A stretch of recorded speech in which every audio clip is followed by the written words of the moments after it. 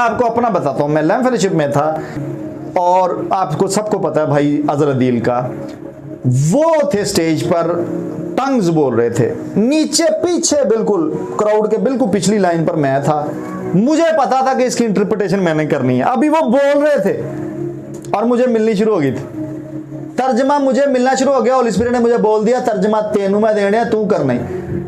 मैं रेडी, मैं रिसीव कर रहा हूँ, सुन रहा हूँ रूह कुदरत से, तर्जमा मेरे पास है। भाई अजहर अदील ने जुबाना बंद की, नाल ही मेरा नाम लिया था, भाई नवीद स्टेज पर आए। Are you listening? This is the function of the Holy Spirit manifestation. मुझे पीछे पता है कि मैंने तर्जमा करना है, रूह कुदरत ने मुझे देना शुरू कर दिया। उस बंदे को उधर खड़े स्टेज पर पता है कि तर्जमा किनू मिलने है, इट्स द होली स्पिरिट।